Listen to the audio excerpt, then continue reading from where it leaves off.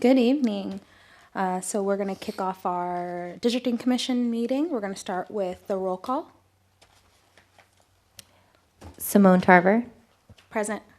Jim Langus, Ethel McNeil, Here. Chris Garai, Present. Ben Young, John Monroe, he's emailed, he's out sick today. Julius Wilson, Here. Kari Kwas, Present. Mary Fossey. Here. Great. Alrighty, so our next item is going to be approving our minutes. It looks like we have the edited versions and then also the edited versions for the November 4th and November 18th, as well as the minutes from our last meeting. So I move to approve them as they are in our packet. Second. All right, all in favor? We have to Yeah. go through and do a yes, no. So let me just catch up to you here. So Simone Tarver, Yes. Jim Langus, Ethel McNeil, Yes. Chris Garai, Yes. Julius Wilson, Yes. Kari Kwas, Yes. Mary Fossey. Yes. Approved. And then our next item is going to be staff comments. So I just wanted to point out that I did add the individual votes to the our meeting minutes, or not our meeting minutes, but our meeting procedures and rules, and then I updated that on the website as well. So anyone at home who's looking to kind of better understand our process or how we run our meetings, those are on the website. I also wanted to say that Tony, Mr. Fairfax, cannot hear us unless we use our microphones and speak very clearly into them. So that's just a reminder for us, as he's going to be participating and facilitating today. It's really important that we use the technology that makes that work. So, Alrighty, so let's move on to item number 1, redistricting 101. Tony, ready to kick it off? Yes, I am. First, let me say thank you for selecting me to be your districting masters. I feel that it's an honor, and at the end, I think I'm going to say it's a pleasure as well. Hopefully, we can maneuver this as painless as possible. Redistricting sometimes is a little scary for some people. There is a bit of an unknown factor in it, but I think rest assured we're going to get through this. I have a PowerPoint presentation that I want to go through. Let me bring that up. Are you able to see that? Yes, we can see it. Okay, good. And so I've divided this into 2 different parts. One I call Redistricting 101, and the other is somewhat of a plan development discussion where we will somewhat discuss various items pertaining to the plan development. I'm going to talk about the what, when, and why of redistricting, plan development, key concepts in redistricting, recent redistricting concepts, and you're going to get exposed to the software and data that we used in redistricting, and that will be Redistricting 101, maybe a little bit of 201, if you will.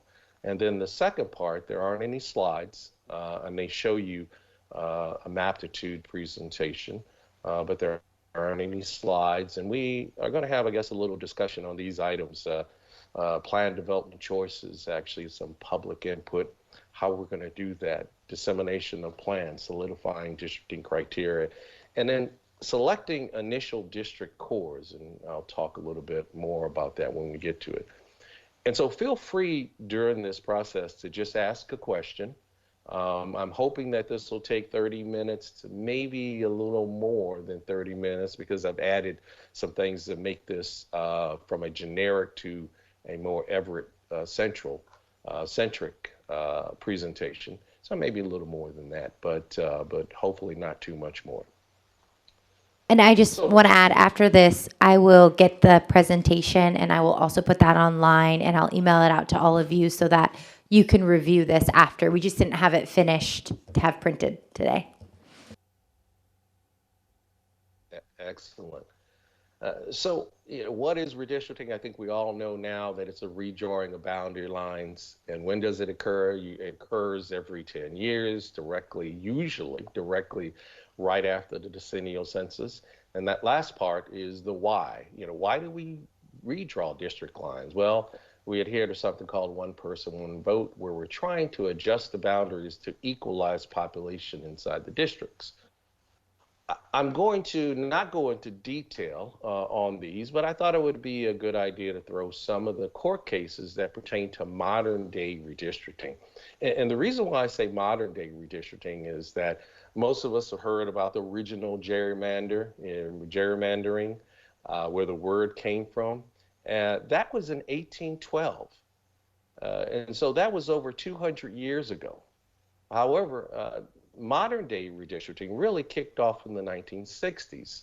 And for a period of time after 1946, the Supreme Court said that redistricting was not a judicial matter, but a political matter.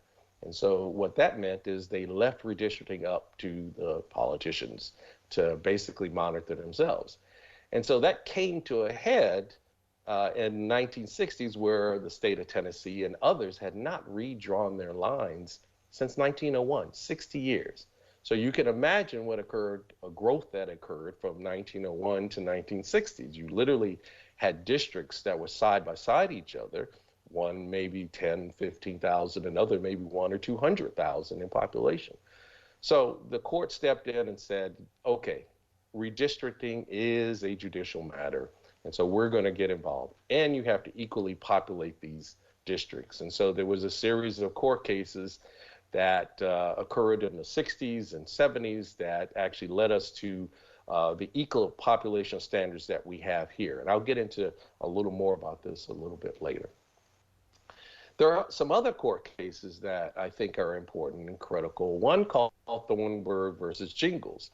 And so this court case in 1986 actually provided for a three-pronged test that could compel a jurisdiction to develop a majority-minority district. So if you could show that you met this three-pronged test, then you could compel a jurisdiction to develop a majority-minority district. In the 90s, but let me back up first, that because of that court case and because of technology, there was a growth spurt in the number of majority-minority districts in that 1990 round of redistricting. Well, because of that, there was a series of court cases in the 90s, all leading in surrounding race. And so the court cases, in essence, said that you cannot use race as a predominant factor during the redistricting process. It can be one of the factors, but it just can't be the predominant factor. And so in essence, you can't say, I'm going to create a 65% district or a 62% black district, except in a Section 2 lawsuit or a Section 2 court case. That's the only exception. And so the next, I see, major court case was the Shelby versus Holder. That was in 2013, where the Supreme Court struck down a section called 4B of the Voting Rights Act. And 4B was called the formula section. And Washington, I don't believe, and I couldn't find any jurisdiction, but 4B had a list of jurisdictions that had a past history of discriminating in voting practices. And so because they struck down that list, it also nullified something called Section 5. And Section 5 is called the preclearance section. And preclearance was set up so that those jurisdictions would have to get prior approval in order to enact any of those voting changes in their jurisdiction. So in essence, Section 5 disappeared and has gone away. And so this is the first redistricting cycle that Section 5 will not be in effect. So it's interesting to see what will happen. The final court case is the one that just recently occurred, which is Rucho versus Common Cause. And this pertained to partisan gerrymandering. And in the opinion, I think what encapsulates everything was the statement that partisan gerrymandering claims present political questions beyond the reach of federal courts. So in essence, the Supreme Court says, we're not going to get involved in partisan gerrymandering, at least not at this moment. So what happens is it falls back on the states. So the states are going to have to make that decision. I'd like to talk about plan development, and there are four things. So we're going to talk about some questions preliminarily, traditional redistricting concept, criteria rather, key concepts, and then understanding the data. First, with preliminary question to consider, and you all probably have considered these questions, and we have to make sure and fine tune it. What is the redistricting timeline for your jurisdiction? We know that the end time is in November, so we have to.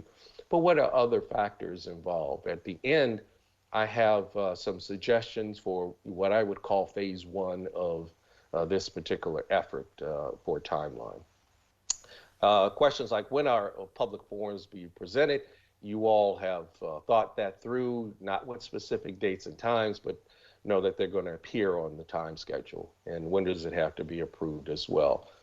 Who's responsible for development? You all know the commission is responsible. And so in other jurisdictions, they have a variety of individuals that are responsible for the development of the plan.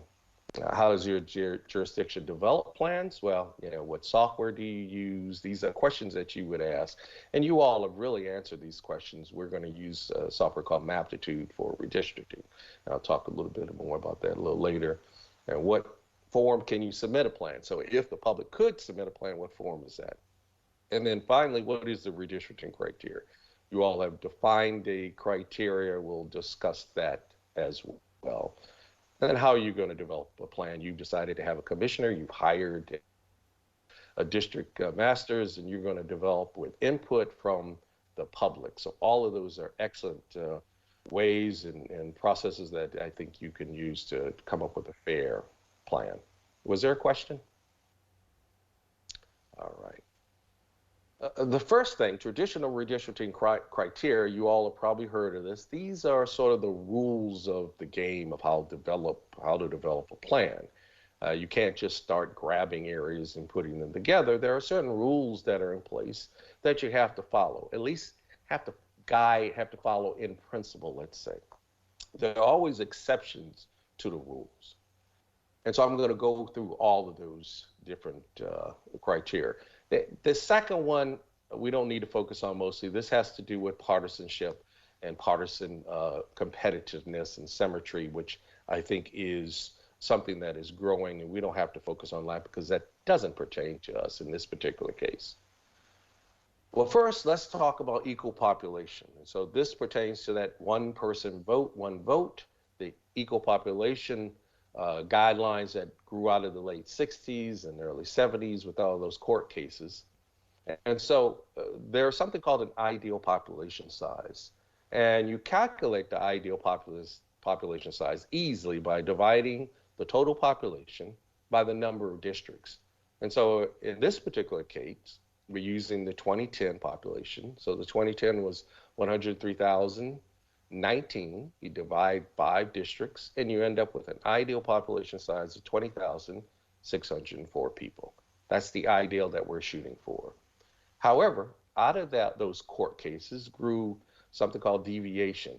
They don't expect you to be exactly on that, except for one instance. And so they allow a 10% deviation, and you all have selected using plus or minus 5, which is a good method of keeping your district straight. And so that means that you can go plus or minus 5, above 5 plus, and below 5 minus. And so if we do that calculations, then we're talking about the districts being 19,574 to 21,634 in size. So our districts need to be somewhere in between that range in order to meet that plus or minus 5%. To calculate the district deviations is simple. You just really subtract the ideal population from the district population, and you end up with what the district deviation is. If you want to look at the percentage, then you multiply it by 100 and then divide by the ideal population, and you'll end up with that percentage. And that percentage needs to be within that plus or minus 5%. And then finally, overall plan deviation is just subtracting the largest, or rather the smallest, from the largest district. And that gives you the overall plan deviation, both for the percentage as well as the absolute values. And I just stuck in here the congressional, what we're trying to shoot for if we're developing a congressional plan is 0 deviation, although, again, there are exceptions to the rules, as I said. And so let me back up and say also this is one of your districting criteria, equal population. Second, you included contiguity and compactness. And so contiguity essentially is ensuring that all the district areas are touching each other. And there are exceptions for water and land, and there's exception to, we'll have to make for that lake, is it called Chaplin area, or how do you pronounce that, please? Is it Lake Chaplin? Yes. Okay, I just want to make sure I say it correctly. And so there's the exception of that Lake Chaplin area, which is not contiguous with the other areas. And so that's an exception to the rule. Compactness pertains to, how irregular or distorted the district boundary lines are compared to an ideal circle. And so there are dozens of compactness measures that have been created. I use 3 compactness measures, REOC, Polsby-Popper, and convex hull. Just to give you some idea of how it works out. The REOC actually looks at the area of the district and divides into it of what they call the smallest circumscribed circle. So if you looked at the district and you drew a circle as small as you could, that encompasses that district, that's the smallest circumscribed circle.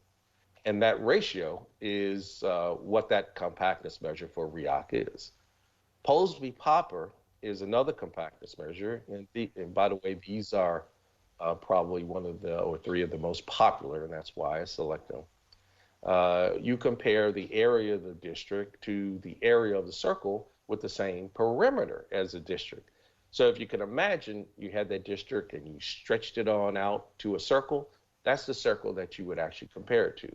And so once again, you do the area to that circle and divide that circle area into the district area. Last but not least is something called a convex hull. And I'm going to show you an example of this, but the convex hull is comparing the area of the district to the minimum convex hull. And you may say, what is a convex hull? Now, I'm going to get to that in a little bit later, but that's how you calculate that.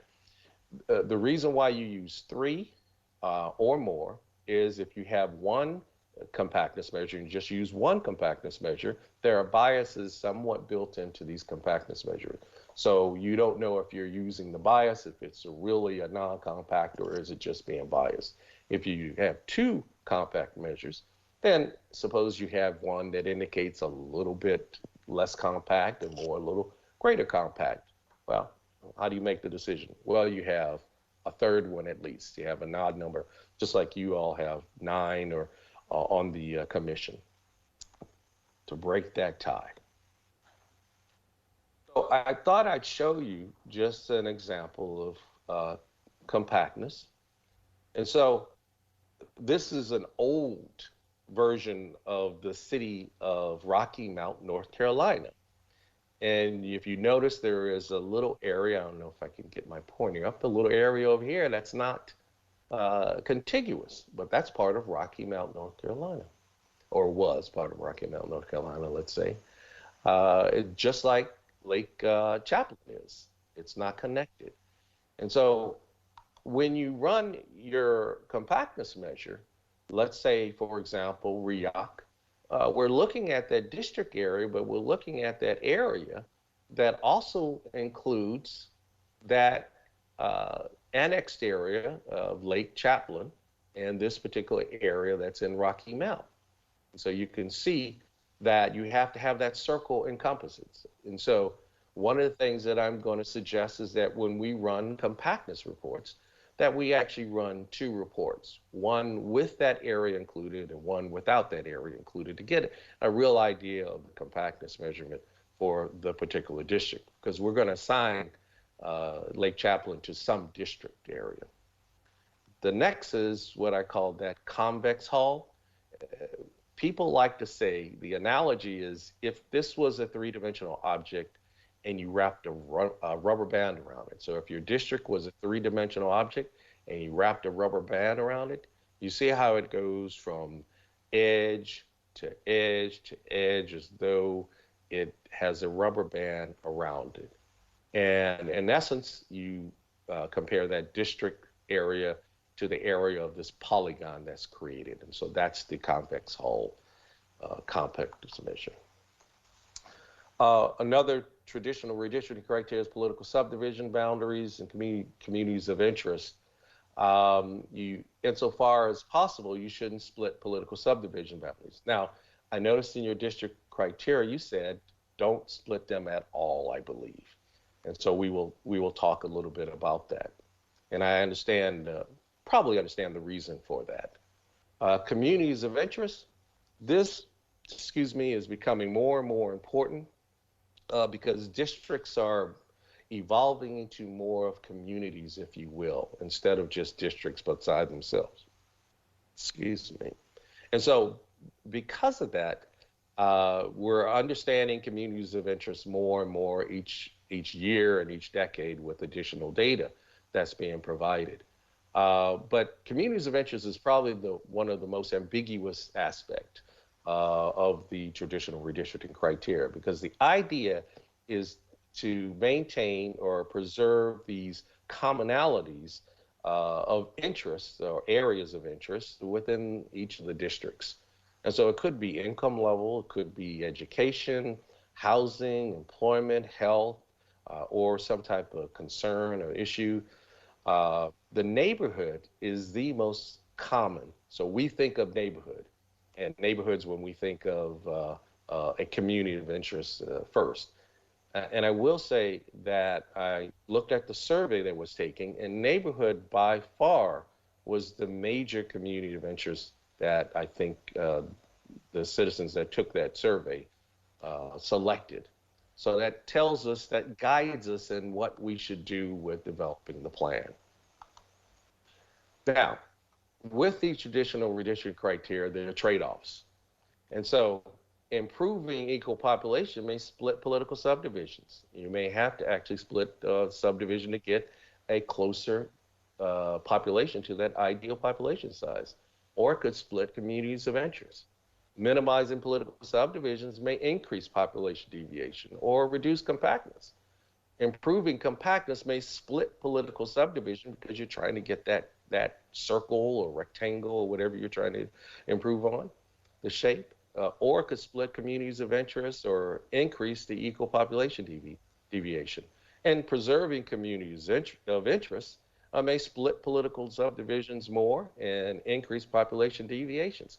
So it's a balancing act, redistricting is. And so the question is if you went all for one particular traditional redistricting criteria, you may worsen the other ones. And here are some other guidelines. I won't go into them. They don't necessarily pertain to here. We do want to talk at the end about this incumbent protection is one of the items that I have flagged. But these are other guidelines that other jurisdictions use. The Voting Rights Act, some people actually include the Voting Rights Act Section 2 inside their traditional redistricting criteria. But it's not a criteria. It really is a mandate. Since it's an act, it's a Voting Rights Act, part of the Constitution. So we have to follow this versus a criteria that's a guideline, if you will. And so it prohibits voting practices and procedures discriminating on race, color, or what they call protected class, language, or membership of language minority groups. Washington has a similar Voting Rights Act. But I noticed that Washington also includes redistricting criteria, plus it also has what Section 2 has, which is districts can't dilute votes of members of that protected class. So in essence, it says really the same thing as Section 2, but also includes the redistricting criteria inside the Voting Rights Act sections that I read. Just to throw some key concepts in redistricting to you, gerrymandering, of course, I think we know is configuring a district to advantage or disadvantage one particular voting group.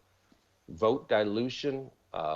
There are three major ways you can dilute vote. One's called packing, and that's putting an excessive amount of a particular voting group in a district, thereby diluting or having the effect of diluting their voting strength in the adjacent districts. Cracking, which is separating or dividing up that particular voting group, thereby diluting their voting strength in all of those districts that you separated into. And then something called stacking. And I'm going to give you an example of each one of these a little later. But stacking is when you actually include a lower turnout minority group with a higher turnout majority white group.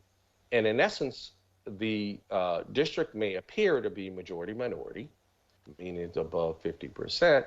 But when you begin to look at turnout, it flips. It goes down to, say, the 40s from the 50s.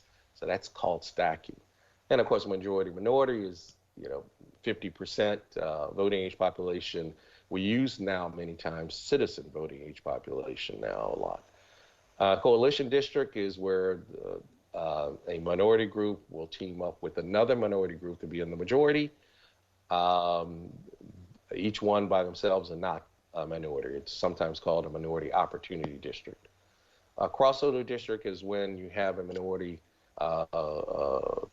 group team up with a white population, majority white population, enough to actually be in a majority. Influence district is the minority population does not have enough, but can influence the outcome of district. And of course, a partisan district is when the partisan voting group is in the majority. I thought I'd go through some examples since we want to avoid doing these things. This is one of the classic examples of cracking, which I found very interesting even to the day. This is the state of Mississippi and their congressional district, and these shaded areas are areas that are majority black areas. You can tell how old they are. This is an old image. This is before the 1965 Voting Rights Act. After the 1960 Voting Rights Act occurred in 1966, directly after it, they redrew the district lines in 1966, not 1971, but 1966. And so what they did is cracking, they put a portion of the black counties in this district, a portion of the black counties in this district, and a portion of the black counties in this district. A classic example of cracking. This is an example of packing, but it really, on its face, shows you another somewhat unconstitutional aspect, which is splitting VTDs or precincts along racial lines. In essence, this was a map that the Alabama Democratic Conference turned to me to produce. Democratic is a small Democratic. It's not the party. It's small as in democracy. So it's a nonpartisan, nonprofit organization. And they wanted some maps because they were one of the plaintiffs in the suit to show what went on with a particular lawsuit that the Supreme Court found unconstitutional, so they could show the lower court judges what actually occurred. And so this is what they actually did in the legislature. And so each of these dotted lines are a voting district, voting tabulation district, like a precinct. And the orange and red represents 50% or greater majority black. And so the dark thick line is the boundaries. And so what they did was they came and they actually added and split this VTD and added the majority black census blocks in District 24. They did that in Havana A, did it in Valley B. See how they came down here and added that, and they did that in Valley C. And so in essence, what made it packing was that the percentages were already there sufficiently for a minority to actually elect a candidate of choice, but they increased it and added on black population using this technique of splitting along racial lines.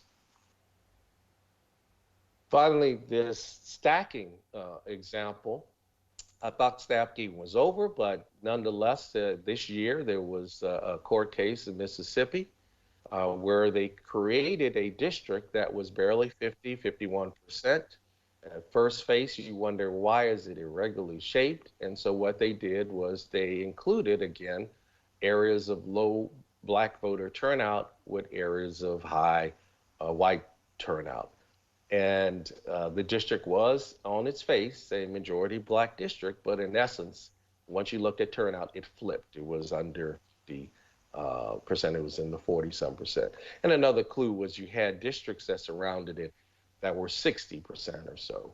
And so why is this district 50% irregularly shaped when you have districts that are 50-some% around? I'm not going to go through this. I usually talk about and point this out whether this is a violation or whether it was acceptable, but we want to expedite this.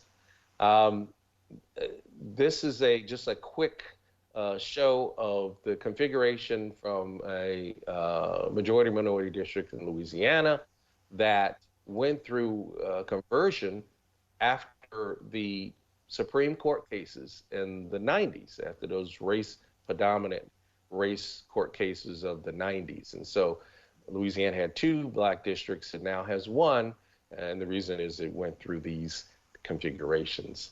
Now, as those majority minority districts tended and still tend to be now a little more compact because of those court cases in the 90s, partisan districts, at least up to 2010, actually became a little worse. And so this was 1992 for a district in Tennessee, and in 2010, this is the configuration. Somewhat of a green light was given to partisan districts being able to be partisan, but not majority minority. And so they became much more partisan and difficult or irregular configurations occurred, let's say. Just a few more concepts here. I'm not going to go into detail. Prison-based gerrymander, I may focus on that a little because you all may need to address this potentially with data in 2020. Redistricting commissions, no need to really focus on that, and transparency and public participation. I thought I'd provide to you, if you have wondered about prison-based gerrymandering and need to understand this, this is an exaggerated example that kind of tells prison-based gerrymandering in a nutshell, let's say. This is an actual city. It was a couple decades, Anamosa, Iowa, small city, 5,500 people, a little less than that. It only had 1,374 people per ward. You know, that's the ideal population size. However, it had a prison right here in this upper left district. And because it had a prison, and because those individuals did not vote, the actual population was 58. This was the number of individuals who actually voted in that particular district, as opposed to this. And so that encapsulates the problem or issue with prison-based gerrymander in a nutshell, if you will. Exaggerated amount. And there are several solutions. I'm not going to go into that. And of course, we know about commissions and why. You all have a commission. You know the pros and cons. So there's no need for me to go into that. Transparency and public participation. These are some of the things that are new buzzwords, good buzzwords, that exist over the last decade or so. And they include things like the availability of redistricting plans. You should make the plans available to the public. The availability of redistricting software included. You know, there are several states that actually have developed software package or provide software package for their citizens within their state. Florida had done it for a couple of different cycles where you can download a software package and actually redraw your district lines. The availability of redistricting data. So of course we should put online the data that was used, the PL 94, 171 data that's used and the geographic data that's used.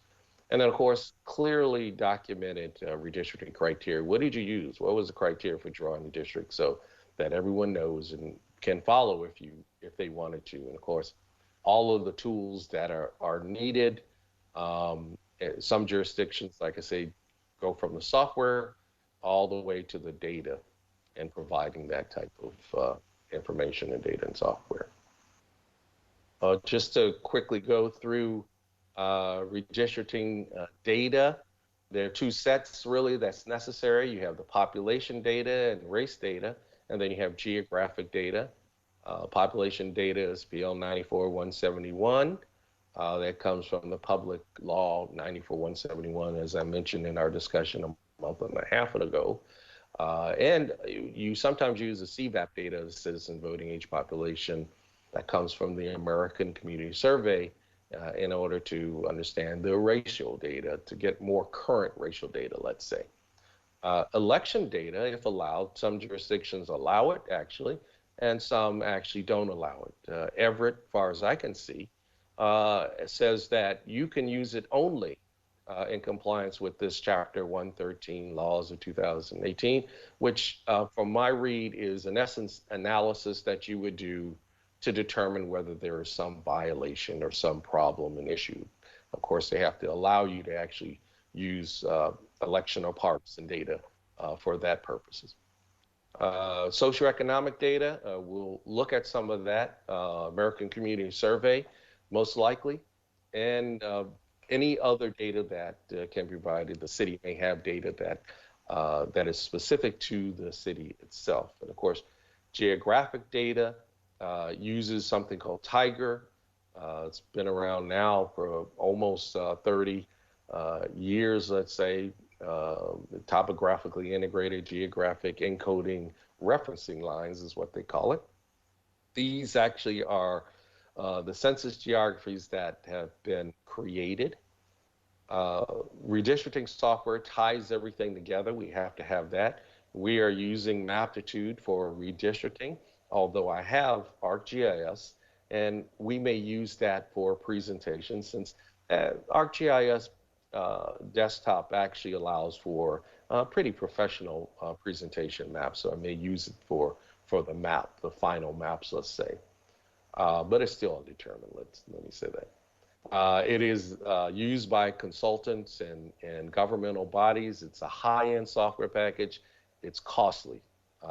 Trust me on that, because I purchased mine last year, $10,000. So if you want to get a package, you can decide not to buy a car. Just go ahead and purchase Aptitude for redistricting software.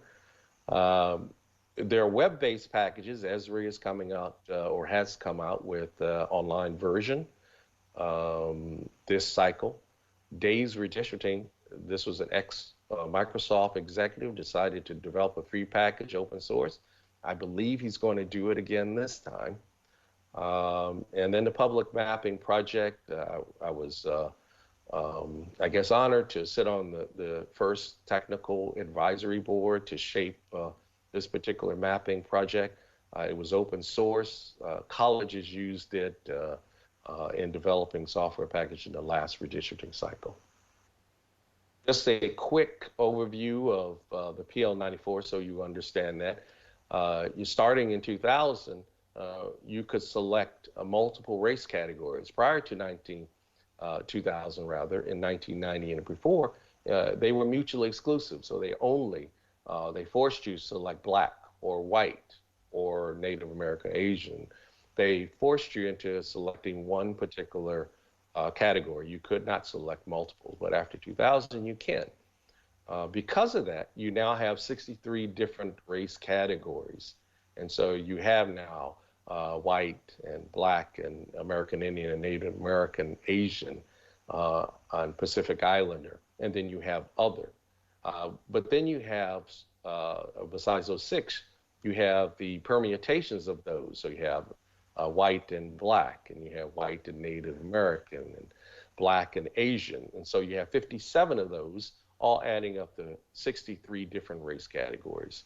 However, you also have Hispanic or Latino as an ethnicity. So Hispanic is not considered a race, it's considered an ethnicity by the Census Bureau. So you can double that because you can now have a white Hispanic or black Hispanic or Native American Hispanic. And so you have 126 different race and ethnicity categories. You have the same thing for the voting age population for the PL 94-171. We will probably use the alone category. That means we will most likely be looking in the final analysis. We can also produce the other ones.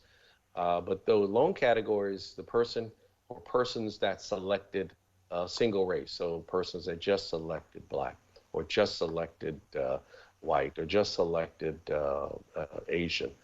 But we have the ability to look at all the multiple racial categories, if you will. But using the alone categories is usually the standard of what's done. We also will look at most likely the most recent American Community Survey, looking at the citizen voting age population. And then finally, we're not going to look at that, but this next time, something that you all may want to begin to consider is I believe the state is going to actually reassign or reallocate the prisoners in 2020. So be prepared for that, because Everett will most likely have population assigned to it. Just a brief show of Tiger as far as the geography. The Census Bureau has created the census block as the lowest level. That's the smallest level, and you gather a group of census blocks and you get block groups. Gather block groups and you get census tracts. Gather census tracts and you get counties or parishes or boroughs, sometimes they say in different states, or independent cities where I'm from. Gather counties or those other like together and you get states. And then Census Bureau has created something called divisions, regions, and nations. So they are wholly contained within each other, and the smallest level being the census block. The VTD, which is the other aspect that most people are familiar with when it comes to redistricting, it is wholly contained within the county level, and it's created by census blocks or made up by census blocks. And so that completes my redistricting 101, if you will. Any questions before we just begin to discuss some of these items?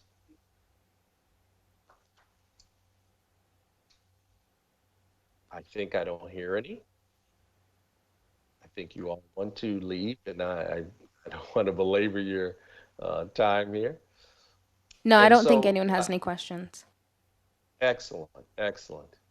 And so, let's talk about the development process and actually how we can begin to develop the plan, if you will.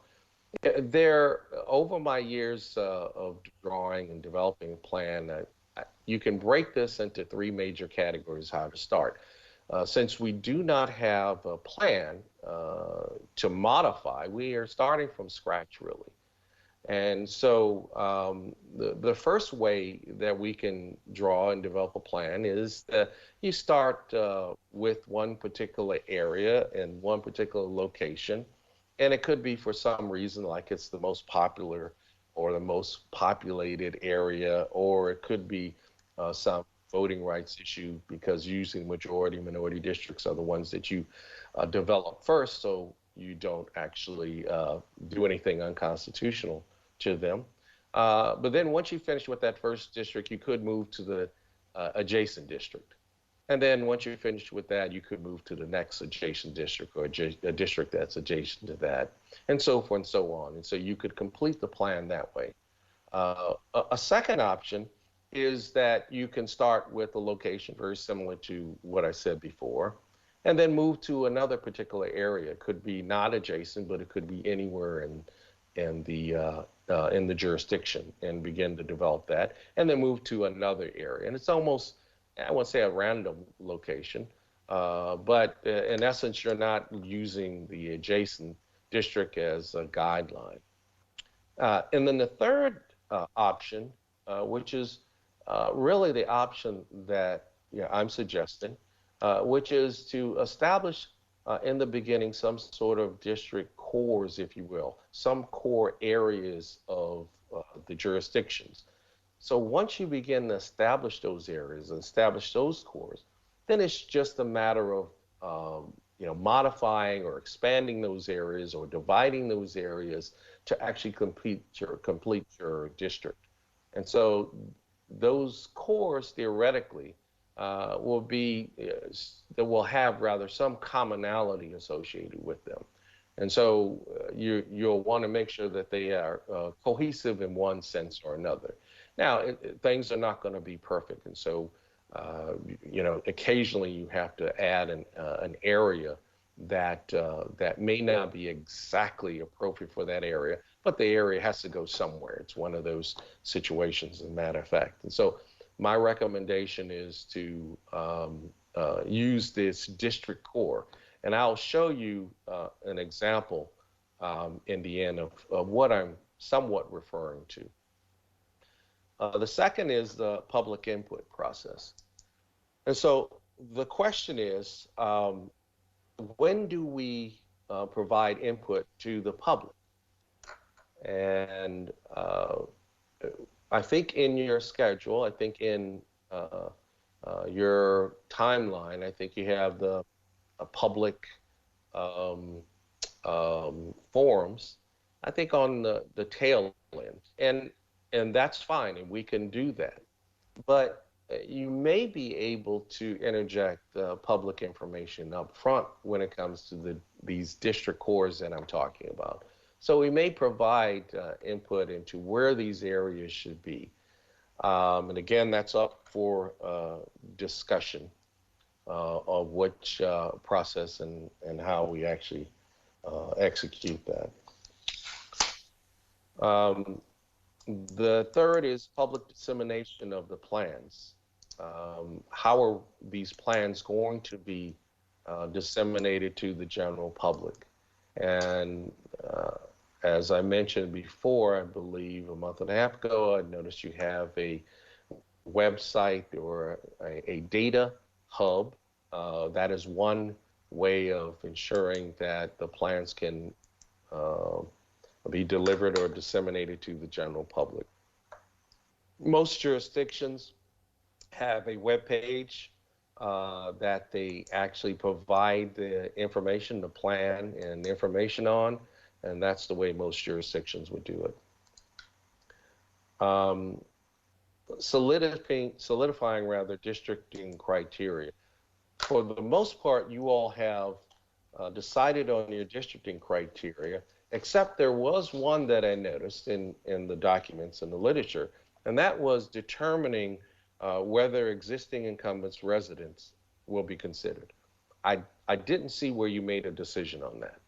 And so that has to be, a decision has to be made on that, because including or considering the incumbents' residents will shape the configuration of the districts. So we have to actually determine that. And we should determine it sooner versus later. Is that where you, sorry, Tony, I was just looking right at Ben this whole time. Is that where you want to begin the discussion, is with the whether or not we talk about if incumbents' addresses are part of the plan, or do you want to start with core areas? If we can, I mean, that's a very good question. If we can solidify that and come up with an answer, that would be a good place to start. The other aspects may take a little while to discuss. This may take some time too. But you're actually right that solidifying that one criteria, I think will go a long ways. So I would say yes. Let's discuss and make a determination, and then check that off the list. So Now, if the group looked at the email that I sent, and Tony, I CC'd you on this as well, I gave a couple examples of those kind of core areas. I think I used the historic neighborhood, the difference between the riverfront and the harbor front, and then kind of leading on that with like what areas have economic diversity in a way that would make it, unfair, or I'm not exactly sure how to say that, but I see a head nod, so I think everyone understands what I'm saying. As And so I just wanted to get kind of everyone thinking about more examples. I think Silver Lake is another one that's kind of an odd area that we might, all of those places might have something in common with each other. If you live around that lake, what you need from your representative. Casino Road was one I think that I had emailed out. So I just want to have the group to start thinking on how we can expand some of those core areas. I think, Tony, you had mentioned in our conversation last week, 10 or so might be a good place to start and narrow down our focus. Yes, and there's no specific number. Um, let's gather what we can gather. I'm going to show you just an example of 3 areas, and this is just using geographic and population. I'm going to show you that when I finish this group of slides. But did you say that we should go with solidifying that districting criteria of the incumbents? I thought we were. I think that's a good place to start, because I think that that's a conversation that everyone can participate in. I'd like some clarity around what you're specifically trying to achieve and looking at that. I'm not sure I understand. In whether or not we're taking into consideration incumbents, just to clarify for Tony. In essence, the incumbent usually is a resident, or the candidate is usually a resident of the district. And so if you have incumbents in a particular location, you have to draw the district so that the incumbent is located in each of the 5 districts, which is very difficult. And if you have a situation where you have incumbents that are contained in the same area, same neighborhood, then in essence you have a group of people that really somehow have to be configured into these districts in probably an irregular shaped district in order to include them inside each of the districts. Understood. I would advise that we do not take into consideration incumbents, since we do have clustered ones, and that would make our task ahead very difficult. And our legal rep is going to comment. And I would support that, just based on my reading of the charter, that we're not to favor or disfavor a given district assignment of any individual's residence. And so I think that would be the best course, to not consider someone's residence. There's also, people can move, time to move if they want to run in a specific district. I'm trying to find where it was, but I think that was one of the considerations in drafting the charter. There's a time period. Okay, so in section 2.2 of the charter, there is provision for how long they must live in that specific district. So if somebody might have declared their candidacy, but the lines got redrawn, they then have a certain amount of time where they could move to the district that they wanted to run in, as long as they were already living in the city of Everett for at least a year. Thank you.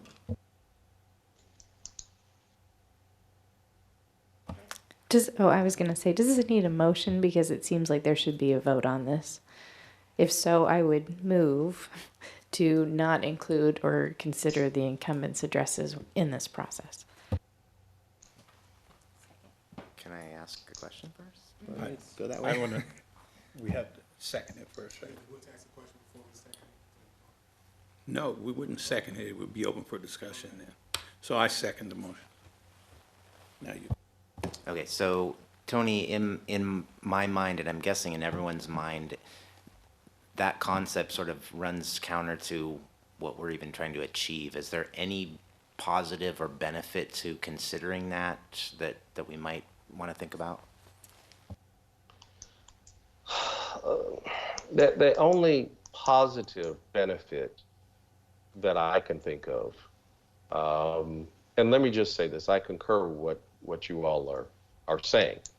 the only positive benefit is that you may have an overturning of all of the incumbents. And there is something to be said about continuity of the people who are on council and not having 5 new individuals. And of course, we have the 2 individuals, so it will never be, I would imagine, probably all 7 individuals, because the 2 at large, there will be 2 that will decide to run at large, and maybe all 5 will decide to run at large. But the benefit, I guess, would be a completely and brand new slate of individuals, and that's the only thing I can think of.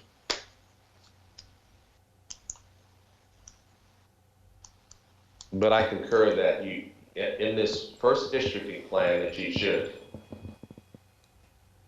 I'm sorry. Did someone say something?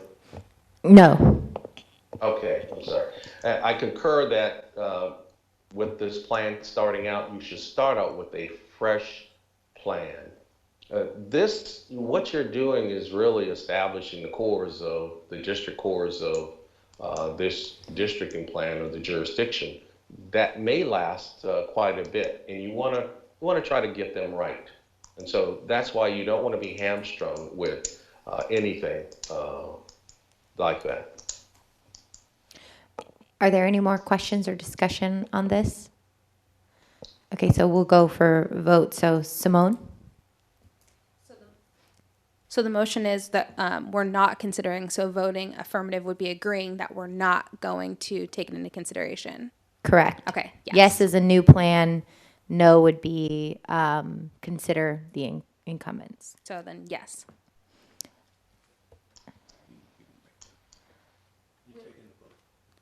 We already made the motion, so I just voted. Do you want to call the vote?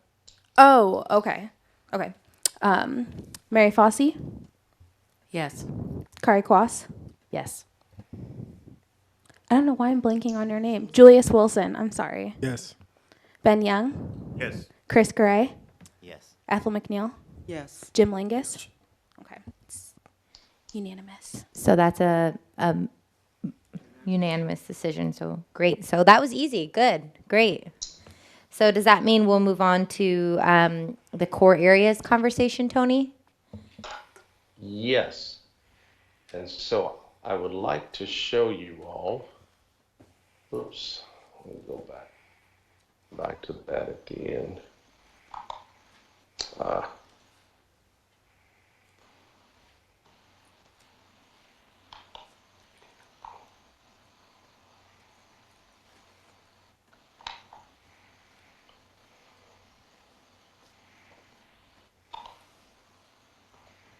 There we go. And so hopefully you all can see this. This is a map in Maptitude. And so what I've done is I've just looked at the jurisdiction.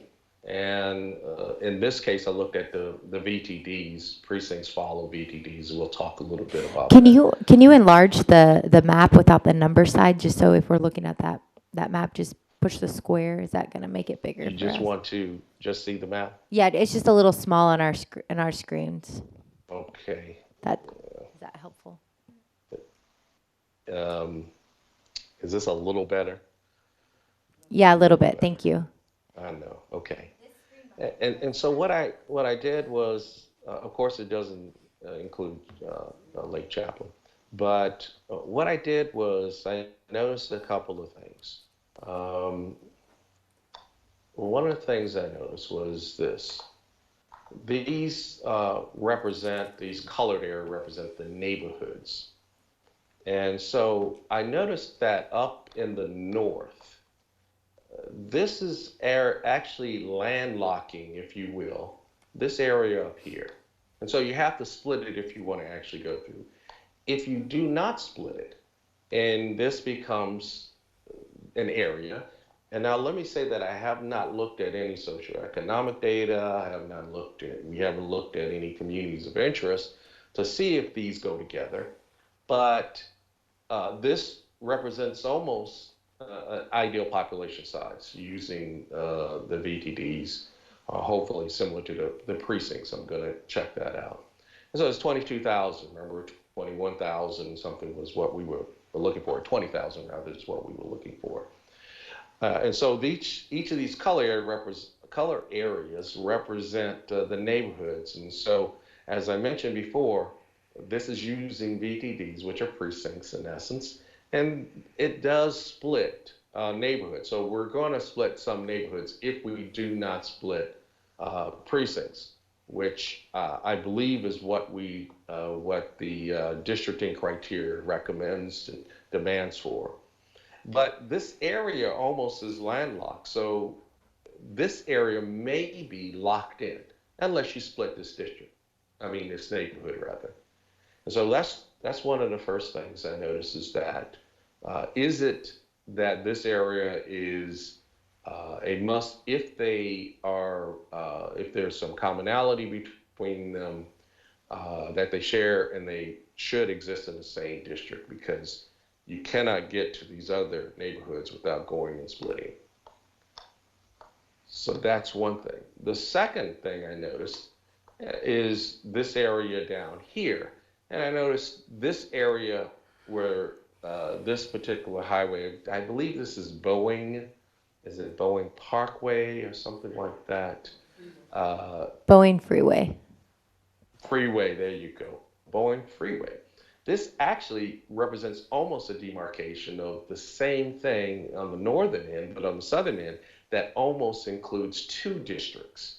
Once again, this is 38,000 and 40,000. So of course, you'd have to add on more outside of this area. The third thing is this area right here represents pretty much two districts.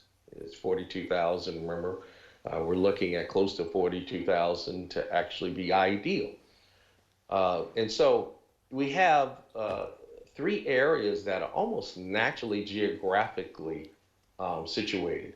Now, it doesn't mean that they go together, but it is interesting when I began to look that geographically you have three areas that form sort of, I will say, core areas, if they were core areas, geographically core areas that represent close to what the district ideal population size is.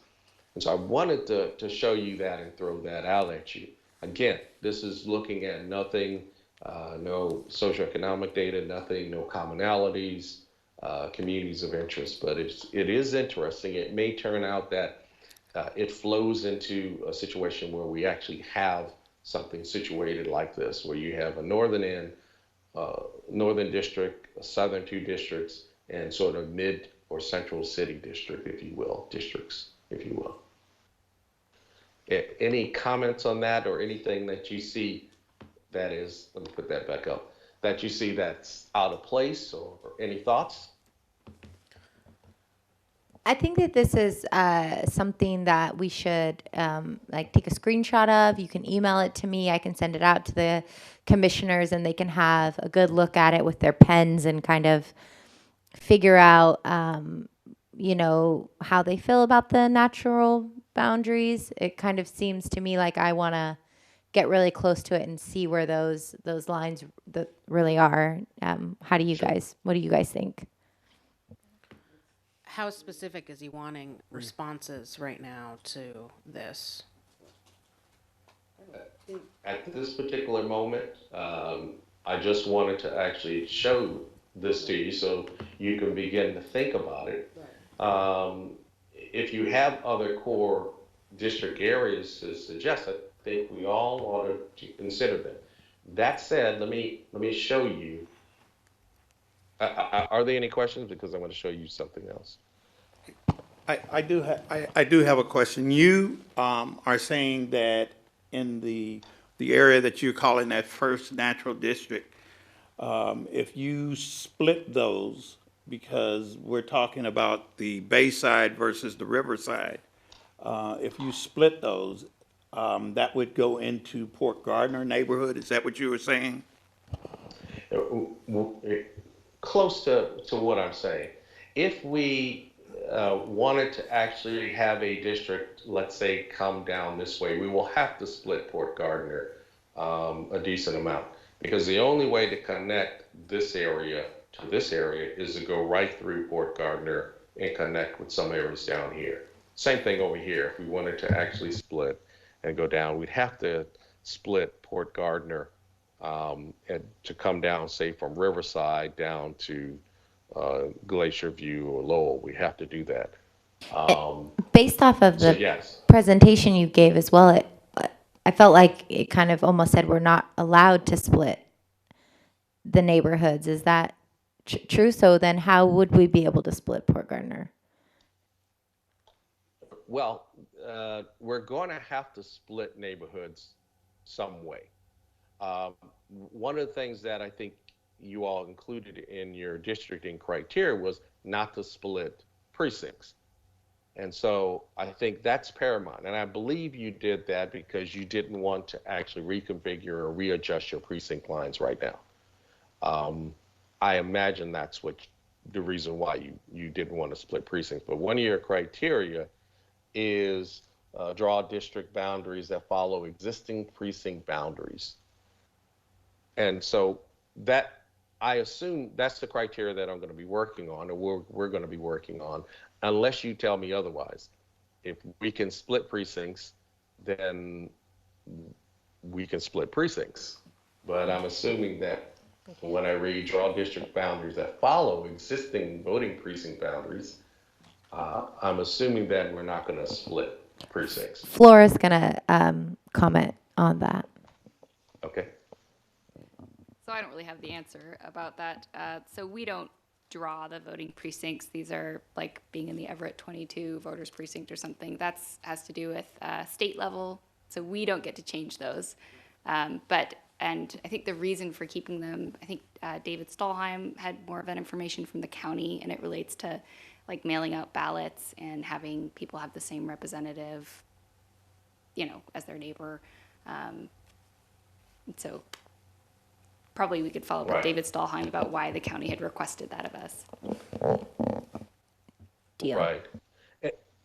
And oh, go ahead. Okay, you're finished. And so in essence,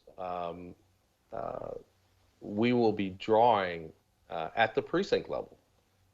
And so each of these, the red lines represent the precincts that I obtained. I do want to get a clarification on making sure that I have the most recent precinct boundaries. But these red lines represent the precincts. And so that will be the lowest level that we will be drawing. And as just mentioned, if we do split them, then they would have to allocate different ballots in one precinct versus another. And I think the county doesn't want to do that. And that makes sense at this level. But remember, we are hamstrung with, if we're not splitting precincts, remember the trade-offs. And so if we don't split precincts, then compactness measures may be a little more difficult potentially because we're not splitting precincts, or equal population. It may be higher, let's say, or the population deviation may be higher. But that's something to consider, that right here you can see that Port Gardner stands as a neighborhood that sort of is a landlocked area for these two. Doesn't mean that we can't go down Delta, Riverside, and grab these areas, but we've got to go through Port Gardner to do so. Same thing with Northwest and Bayside. And so from my vantage point, normally it would be an easy situation if these were areas that had some commonality, communities of interest, the public agreed with it, this would become a district and we would be finished with the first district. But not to say we put it out there, but we would be finished with the first district. So given that, let me show you something else.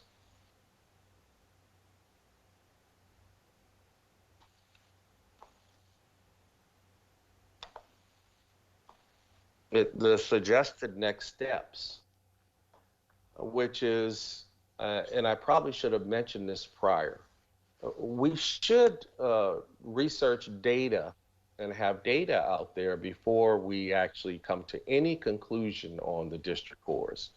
And so, we should actually, review the socioeconomic attributes of those neighborhoods, if you will. And I can do that. I will come back with you all with some information on that.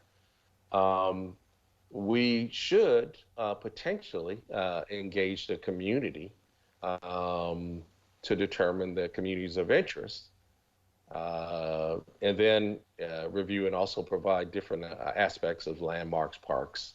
I can look at that.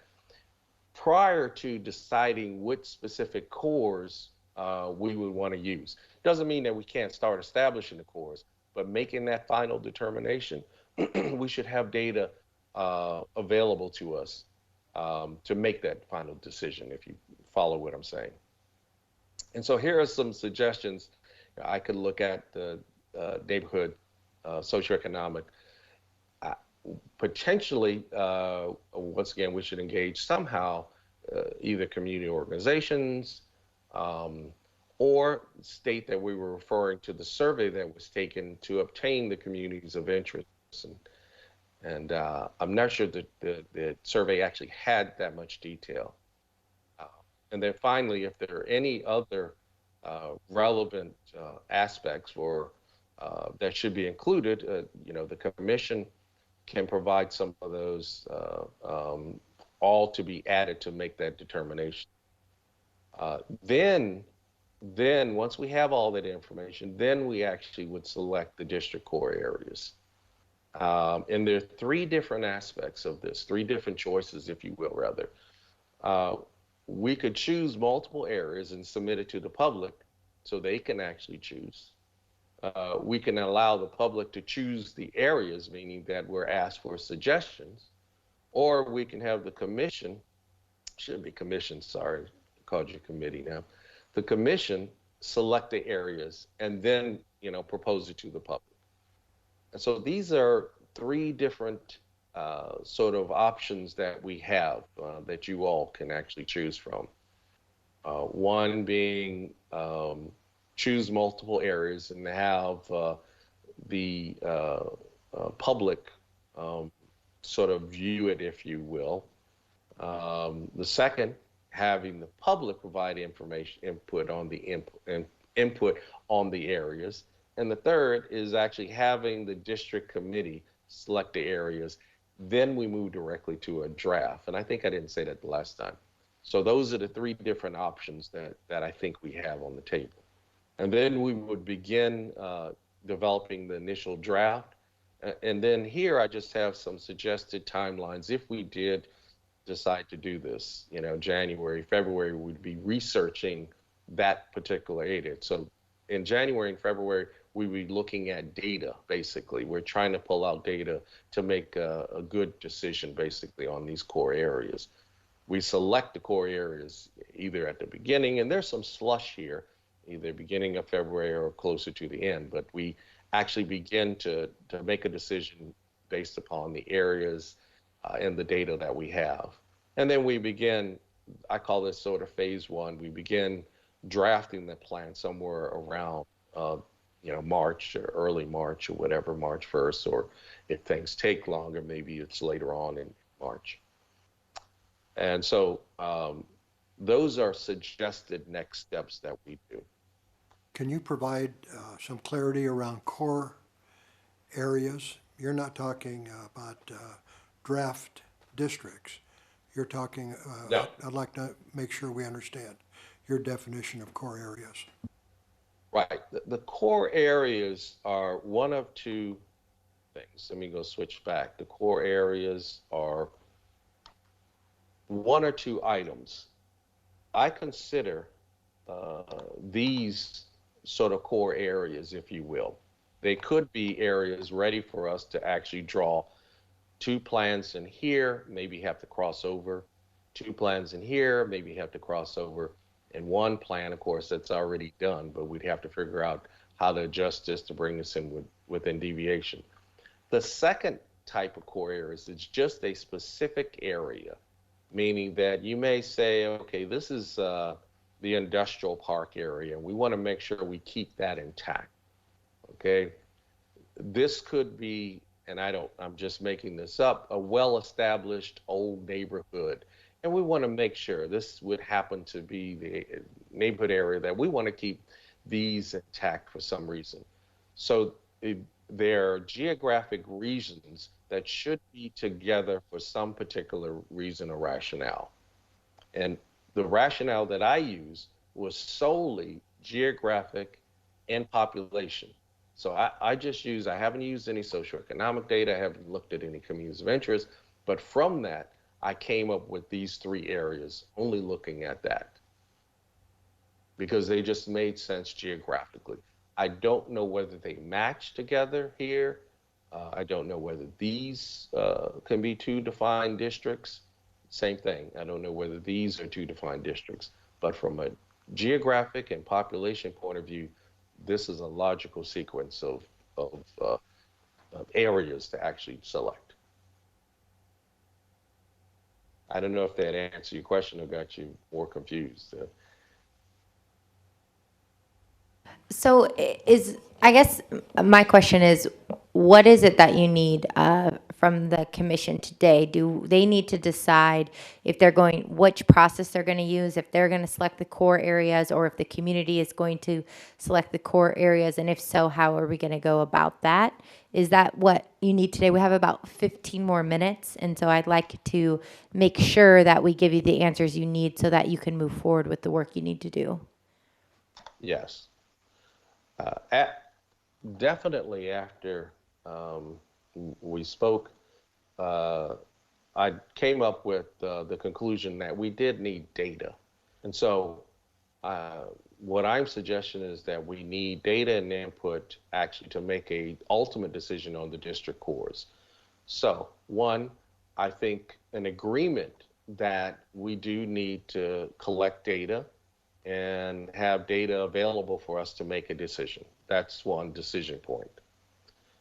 2, whether we're actually going to engage the public now or at a later date.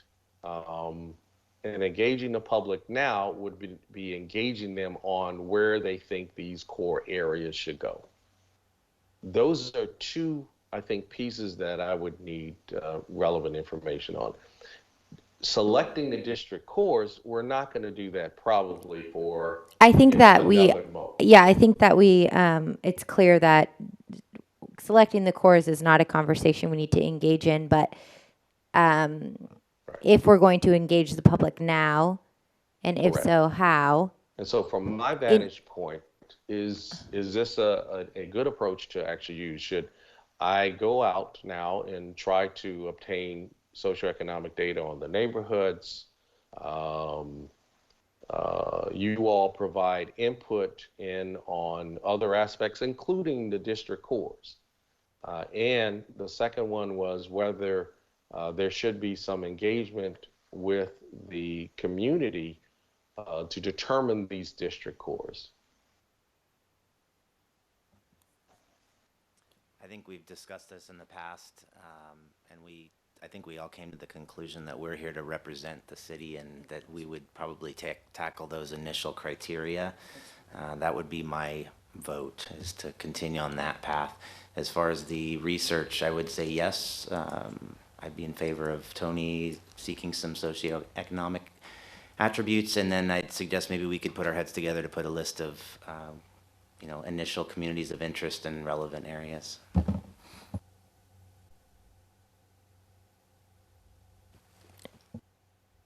I was just going to say I agree. I agree 100% with what Chris is saying. So I think we should do a motion and a vote so that it's clear, it's done, we can move forward. Yes. Okay, so I move for Tony to proceed with getting socioeconomic data for the city for each of the precincts that we have up there. And then also that we're going to hold on engaging the community in the district core development process.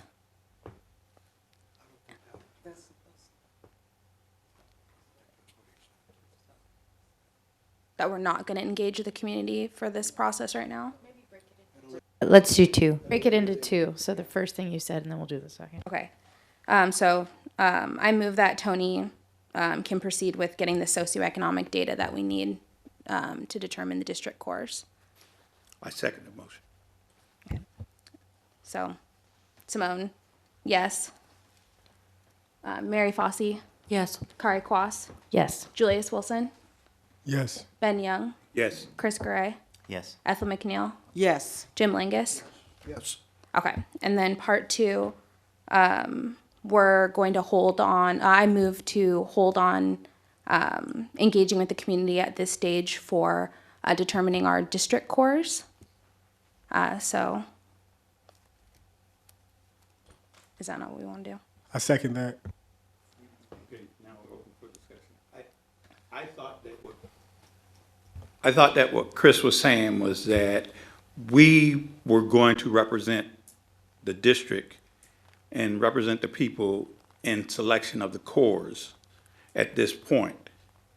And that, and then once the cores have been established, then we'll move forward. But we're, if we go without, if we start engaging the public on the cores right now, then we're lengthening the process rather than narrowing the process. I think you're saying the same thing. You're saying it, we're holding the public. I think a different way to phrase it would be that the district commission will be responsible for selecting the areas. Right. We could vote that way. You can change the motion to whatever you guys want. I was just trying to have it be just a short whatever. So we'll say, I move for our commission to be in charge of determining what our district cores are going to be. I second that motion. Are you ready to vote, or does anyone else want to discuss? Okay. Oh, go ahead. Are we gonna wait until we till Tony gives us the more information? Yeah, right. Okay, yeah. This allows the commission, so Tony will get the information, we'll give it to the commission. The commission will brainstorm outside of that data about what they know about, historic neighborhoods, what their neighborhoods look like, et cetera, Silver Lake, all those things we discussed. And then once we look at the data and have that conversation, you guys will establish the cores, and then we can decide at each step of this process if we're going to engage the community at that point or if we're not. I think we just keep doing it that way and talk about it and decide at what step we are going to engage them or not and why. Okay. So Simone Tarver, yes. Mary Fossey, Yes. Kari Kwas, Yes. Julius Wilson, Yes. Ben Young, Yes. Chris Garay, Yes. Ethel McNeil, Yes. Jim Lingus. A lot of agreement tonight. I love it. So, it had something to do with the core. Yes. So we as commissioners, we can go and get and talk to the community. We're not going to meet amongst ourselves, but talk to the community to make sure that we are actually representing what they believe, because I have some folks from Delta that talk to me weekly about this. So is that, it's fine, it's fine. They definitely should have some input there. Okay? Am I correct or am I mistaken in that? You can have conversations outside of this group and gather information and try to understand what your neighbors feel, and that is completely up to you. Just don't start talking to Kari about how she feels about things, and you'll be safe. Go along with the people you've been talking to. You don't want to talk to the people outside and then come back and try to influence somebody on this committee to agree with whatever they want. It's a district commissioning decision, and that's where we want to make it stay there until we take it to the public. I had a question for Tony. What specific data will you be bringing back to us about the socioeconomics? Could you give a few specific examples? Sure. I'll probably pull from the American Community Survey and, you know, bring in income, let's say, try to make a determination of income, education, sort of those common socioeconomic status indicators that you normally see, just to give an idea of what's going on socioeconomically. Um, if you have some other aspects, I can bring those in too, meaning that you know, some areas may have a park, or some neighborhoods rather may have a park or something like that, or landmark or something, and so those can all be placed inside what I envision as somewhat of a data sheet on all the neighborhoods and what they bring to the table as far as their makeup. But as far as the data, I view the common socioeconomic status that normally exist, maybe housing values if I can get a hold of that. But American Community Survey, I'll probably pull from the latest version of that to get an idea.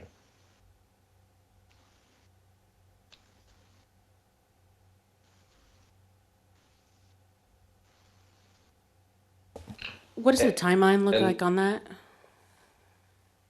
Our next meeting is February 3rd.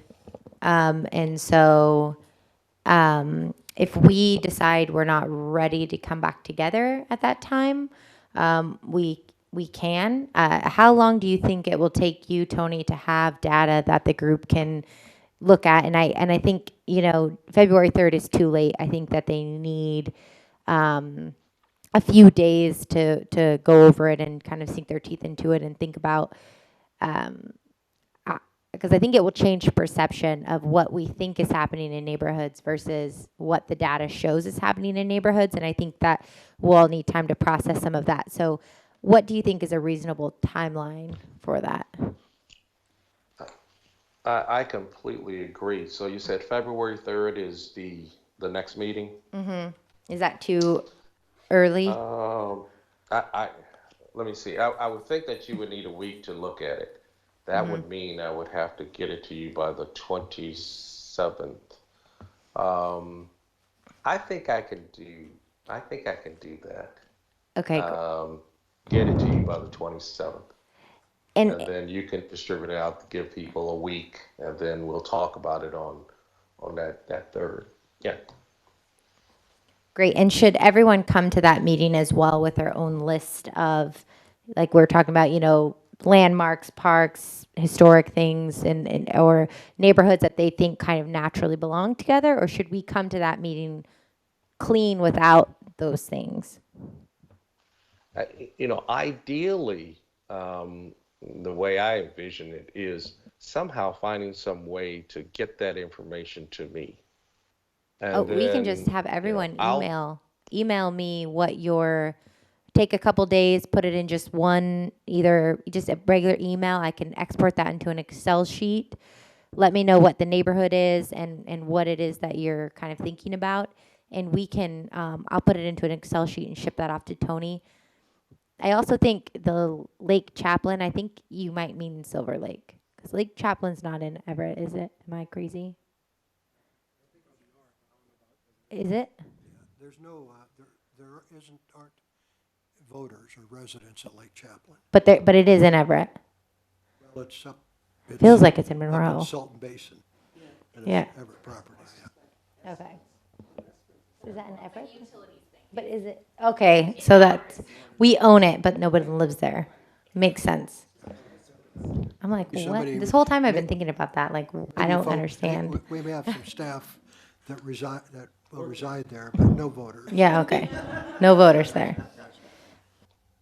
So should we put a deadline on our input and get that back to you at a certain time, and then that in turn could be provided to Tony in time for him to? I would need it, I think, by the 23rd. Okay. Or Or sooner. or sooner. Yeah, I mean, it's not going to be too hard to put it into the Excel sheet, but I do want to make sure I have enough time. About 2 weeks for us. Is that Yeah. unreasonable? And we can always add to it as a group as well. So if there's things that we missed or think of later, we can add to that Excel sheet at the meeting or after. I would say the 21st because Martin Luther King Jr. Day is the Monday. The 21st it is. Mr. It's the 20th. It's the 20th.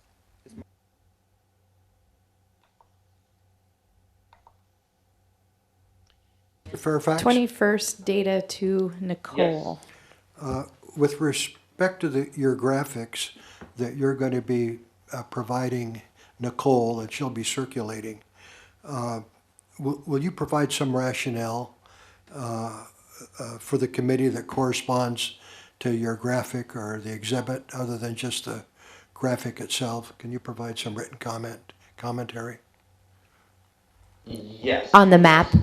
Well, on the graphic he's going to send you. Okay. Yeah. On the map itself, yes. Yeah. Yeah. We're not at the point yet, but eventually we're going to have a district, and then there will be narrative that we have to create that will talk of why this district is configured the way it is configured. But we're not there. What we're looking at now are just areas and defining those areas, if you will. Yeah, I'm referring to what you provided us this evening with the overhead. I understand that we're not talking about the actual narrative for the districts at this point. Just some information that helps us understand the basis of your comments. Gotcha. Definitely. Excellent. And let me also say that eventually I would imagine that we have a report that's going to outline the whole process somewhat to the city. And so that's another sort of gauge to determine what should be done, meaning that, is the process logical? Does it, engender confidence with people thinking that we thought through, X, Y, and Z? And so hence the reason why we look at the socioeconomic data, somewhat analyzed it. From that, we selected these core areas, in a logical manner, if you will. So. I have another question. At some point, do we have to make an official decision on the alone versus combined racial designation? That is up to you all. I was planning on using alone. We don't want to use combined for all of them because then the values add up to over 100%. And so in the cases of where you would have, say, a majority minority district, those are the times where you would have that minority population use combined and everybody else wouldn't use combined. Excuse me. And so in this particular case, it's not one of those situations as I see it right now. So I would think that we would use alone categories for all of the different race groups. Thank you. And I think we're just a few minutes over, but if there's no more questions, then Simone can adjourn the meeting. And I also left off in the notes that you guys didn't have to vote to adjourn. Perfect. Thank you, Tony. Thank you all. And I move to adjourn our meeting. Second? All in favor? Yes. Aye. Anyone not in favor? Too bad.